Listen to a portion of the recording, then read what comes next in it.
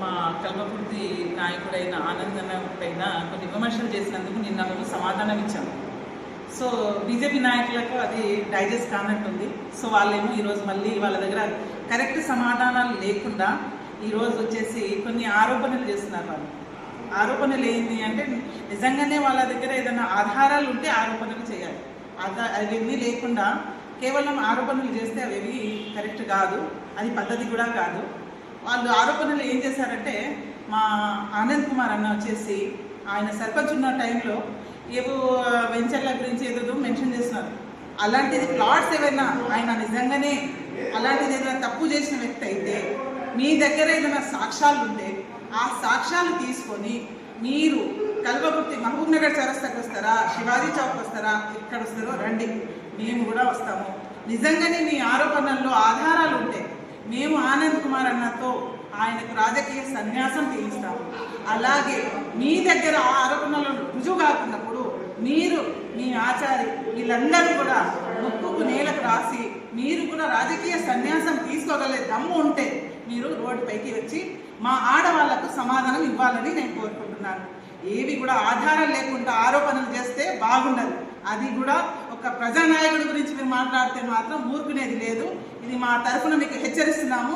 ఈ రోజు కాదు, రేపు మళ్ళీ మీరు ఏదైనా క్వశ్చన్ పెట్టే దానికి కూడా సమాధానాలు మా దగ్గర ఉంటాయని చెప్తున్నాం. అవి కూడా చాలా రూరుగా మేము సమాధానం ఇచ్చే మీకు అదైతుంది, మీరే పరేషాన్ అవుతారు. నేను చెప్తున్నా, ఆడవాళ్ళతో తిట్టించుకునే ప్రయత్నం మాత్రం చేయొద్దు. లేకుంటే మా దగ్గర కూడా మీరు ఏమంటున్నారు, రాజకీయ విమర్శలు ఏంటివి? రాజకీయంగా ఏం చేయాలి? మీరు సీఎం గురించి మాట్లాడారు, మీ మోదీ మీరు చేయలేదా? 11 సంవత్సరాలు నిద్రపోయినరా మీరు అందరూ?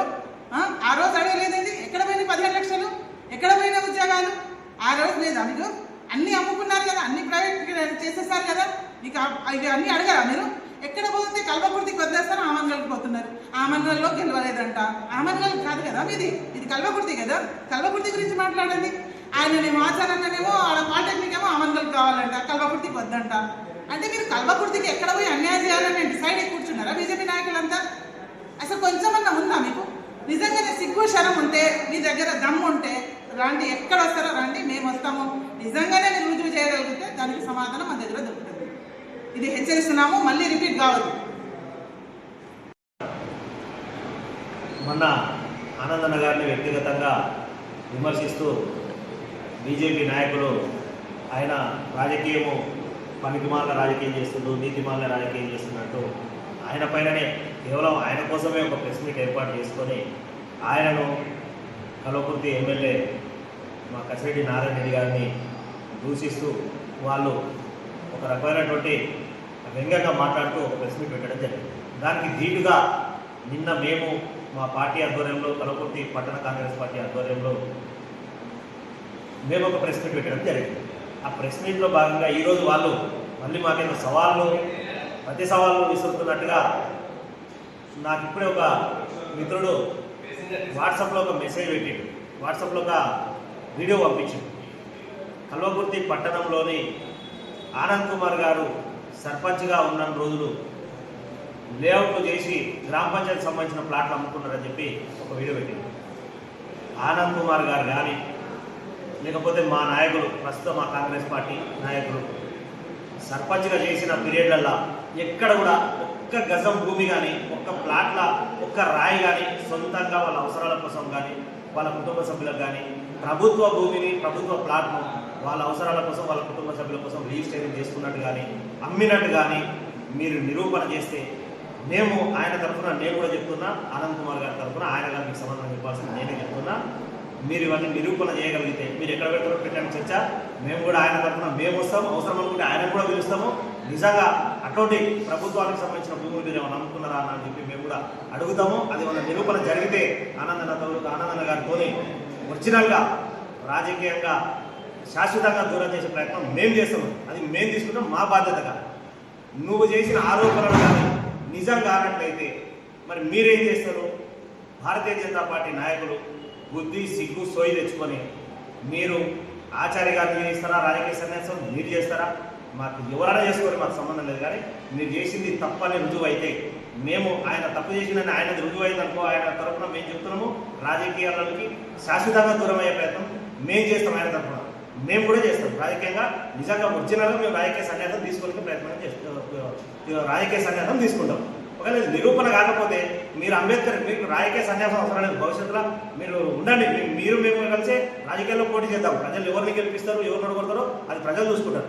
కానీ మీరు నిరారోపణమైనటువంటి ఆరోపణలు చేస్తే, ఆధారం లేనటువంటి ఆరోపణలు చేస్తే అంబేద్కర్ చౌరస్తారా మీరు ముక్కు నెల రాస్తారా, ఈ సవాళ్ళు స్వీకరిస్తారని చెప్పి ఈ సందర్భంగా తెలియజేస్తాను. అట్లా ఇంకొకటి 2018 జనరల్ ఎలక్షన్లో డబ్బుల సంఖ్యలతోని ఆయన ఇంటికి ఏదో మేము పోయినామని చెప్పి ఒక మీ కార్యకర్తతో మాట్లాడు. అప్పుడు ప్రస్తుతము కల్వకుర్తి పట్టణ ప్రస్తుత మున్సిపల్ కౌన్సిలర్ మబ్బు రామరాజు అని నేను, నా దగ్గరికి అర్ధరాత్రి 1 గంట రాత్రి మీరు ఒక 4 వ్యక్తులను తీసుకొని వచ్చారు. ఆ 4 వ్యక్తులలో ఒక వ్యక్తి చనిపోయాడు, హరికిషన్ రెడ్డి అనే వ్యక్తి. ఇంకా కనుమ ఒక ఆచారాన్ని పక్క పెడితే మిగిలిన 3 వ్యక్తులు అయితే ప్రస్తుతం మీ పక్కనే ఉంటారు కదా. వాళ్ళను నేను చెప్తున్నా 100% మీరు మా ఇంటికి వచ్చిండ్రు. ఆ రోజు ఆనందం మీకు ఫోన్ కానీ మీకు టచ్లో కూడా లేడు, వచ్చే పరిస్థితి లేదు. ఎందుకంటే మీరు చేసిన ఆరోపణ ఏంది?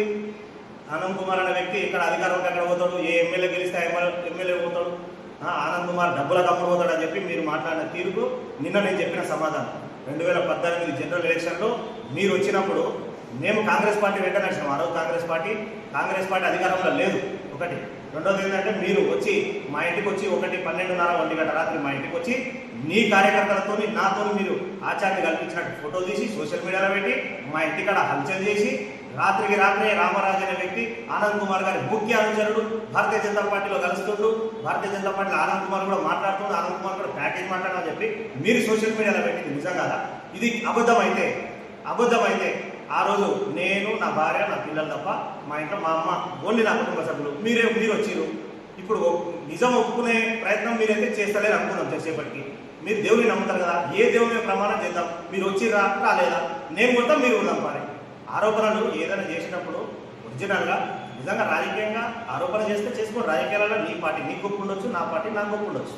కానీ వ్యక్తిగతంగా ఆయనను చిల్లర రాజకీయ నాయకుడు, ఆ తర్వాత ఇంకొక రకమైనటువంటి నువ్వు ఆ ప్లాట్లు అమ్ముకున్నావు, భూములు అమ్ముకున్నావు, కల్వకుర్తి పట్టణంలో నిన్ను తిరగడియం ఓడగొడతావు, మా పార్టీ నాయకులు పక్కకెట్టే నీ పార్టీలో నిన్ను తిరగటం చాలా మంది ఉంటారు. మాకు అవన్నీ అవసరం లేదు. అది నీ పార్టీ అంతర్గత సమస్య. మా పార్టీలో ఏదో మాకు మధ్యలో చిచ్చు పెట్టి ఆ పంటలో 3 సార్లు కాపుకున్నావు అంటే నీ కర్మ, నీ విఘ్నతకే వదిలేస్తున్నాం. ఇంకొకసారి ఇటువంటి ఆరోపణలు చేస్తే దాన్ని రుజువు చేసే దమ్ము ధైర్యం ఉంటేనే చేయండి, లేదనుకుంటే వదిలేయండి. అంతే, అంతకు మించి ఇంకా మీకు ఎక్కువ చెప్పదలుచుకోలేదు. ఎందుకంటే నిన్న మేము పెట్టిన ప్రెస్ మీట్కి అలా మీకు ఎక్కడో మంటలేస్తున్నట్టుంది, మళ్ళీ కావాలని పెట్టిర్రు. ఆ పెట్టి కూడా మళ్ళీ మేము ఏం చేసినంటే వ్యక్తిగతంగా మాకు పంపించింది. అది పంపడం వల్లనే నేను ఒరిజినల్గా మీకు సమాధానం చెప్తున్నా. నీ దగ్గర అటువంటి ఏమైనా ఆధారాలు ఉంటే తీసుకుని రా, చర్చకు మేము సిద్ధం. ప్లేస్ నువ్వు చెప్తావా, మమ్మల్ని చెప్పమంటావా చెప్పండి.